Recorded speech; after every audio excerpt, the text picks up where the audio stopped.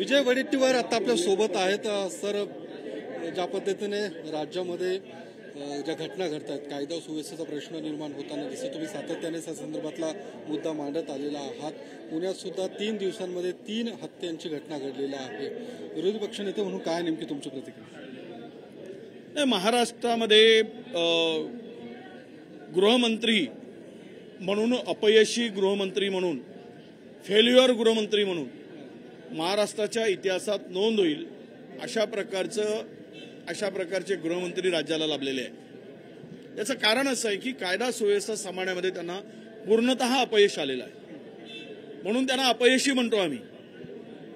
मागचे 5 टर्ममध्ये थोडं तरी ते काम करत होते, मागच्या 5 वर्षामध्ये मुख्यमंत्री आणि गृहमंत्री असताना, पण आता तर पूर्णतः कायदा सुव्यवस्थाचा बोजवारा अक्षरशः राज्यात उडालेला आहे। कायदा सुव्यवस्था शिल्लकच राहिली नाही, रोज खून होत आहेत। आत्ताच स्वारगेट पोलीस स्टेशनच्या आवारामध्ये परिसरामध्ये एका IT च्या शिक्षण घेणाऱ्या मुलीवर त्याचा विनयभंग झाला। आता जस्ट 5 मिनिट बॅक, 5 मिनिटाच्या पूर्वी। आणि हे काय चाललंय महाराष्ट्रात? इतकी हिंमत कशी वाटली? हे सुसंस्कृत महाराष्ट्र आहे, या महाराष्ट्राला वेगळा इतिहास आहे, वेगळी संस्कृती आहे, परंतु गुन्हेगारांना वचक बसेल अशा प्रकारचं काम पोलिसांकडून होत नाही। कारण पोलिसांचा मॉरल या नालायक सरकारने संपवलेला आहे। दुसरीकडे मुख्यमंत्री लाडकी बहीण योजना ही सुरू झालेली आहे, मात्र दुसरीकडे अजित पवारांच्या राष्ट्रवादीकडून जी काही जाहिरात केली जाते की ती अर्थात अजितदादांची लाडकी बहीण योजना आणि अजितदादाच बहिणींना 1500 रुपये देतात, अशा पद्धतीची जाहिरात अजित पवार गटाकडून केली जाते। आता हे तिघेही श्रेयवादाच्या लढाईत पुढे आहे। तिजोरी लुटण्यामध्ये पुढे होते, जो पुढे पडेल त्याला अधिक मिळेल तो त्यामध्ये स्पर्धा होती। जितकं कमिशन खाता येईल, जितकी तिजोरी लुटता येईल, आता मतांसाठी सुद्धा ही स्पर्धा आहे तिघांमध्ये। लाडकी बहीण हा केवळ हे त्यांनी दाखवलेलं ते पुतना मावशीचं प्रेम असतं तसं आहे। यांची असली म्हणजे त्यांची वास्तविकता जी आहे ती केवळ आणि केवळ या लाडकी बहीणच्या नावाखाली सगळ्या सरकारी तिजोरीतून मतं कशी मिळतील आणि ती आपल्याला अधिकाधिक कशी मिळतील या प्रसिद्धीपोटी हे सगळे तिघेही श्रेयवादाच्या लढाईत आता व्यस्त झालेले आहेत। आणि म्हणून मला एवढंच सांगायचं आहे की तुम्ही महिलांवरील अत्याचार, त्यांची सुरक्षा याला प्रायोरिटी द्या, याला प्राधान्य द्या, पण तिकडे नाही।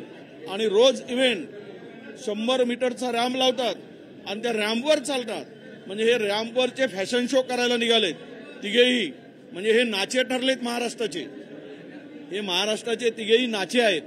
जे नाचे म्हणतो ना आपण, रॅम्पवर लावा आणि रॅम्पवर चाला आणि तिथून विचारा। बरं आहे की कसं चालावं याची प्रॅक्टिस पण करतायत आता। 2.5 महिन्याने यांना ती प्रॅक्टिस आवश्यकता असेल तर ते वापरता येईल। दुसरीकडे शरद पवारांचं एक विधान आहे की निवडणुकीनंतरच्या संख्याबळानंतरच मुख्यमंत्री पदाचा जो काही आहे तो निर्णय घेतला जाईल, मुख्यमंत्री पदाच्या चेहऱ्यासाठी आता आग्रह नको। तुमची सुद्धा ती भूमिका? पवार साहेब ज्येष्ठ नेते आहेत, अनुभवी आहेत, पवार साहेबांच्या शब्दाला ताकद आहे। पवार साहेबांचा जो संपूर्ण एकूण राजकीय पवार साहेबांची कारकीर्द आहे, त्यातून आम्हाला वाटतं की पवार साहेब फार विचार करून राजकीय त्यांचा अनुभव लक्षात घेता बोलतात, त्यामुळे त्यांच्या म्हणण्याला आमची सहमती आहे। अच्छा, पण मग ठाकरेच्या पद्धतीने म्हणतात की चेहरा दिला पाहिजे, खास करून संजय राऊत। पवार साहेबांचा प्रश्न तुम्ही विचारलात, पवार साहेब म्हणतायत ते बरोबर बोलतायत। अच्छा, धन्यवाद। विजय वडेट्टीवार होते, ज्यांनी या सगळ्या मुद्द्यांवरती खास करून शरद पवारांनी जे काही विधान केलेलं आहे त्याला सुद्धा सहमती दर्शवलेली आहे। कॅमेरामन सुशांत राऊतसह योगेश बोरसे, TV9 मराठी, पुणे।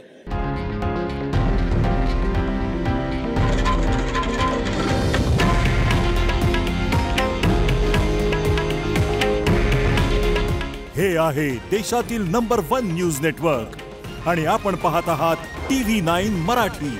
काळजी तुमची, हित महाराष्ट्राचं।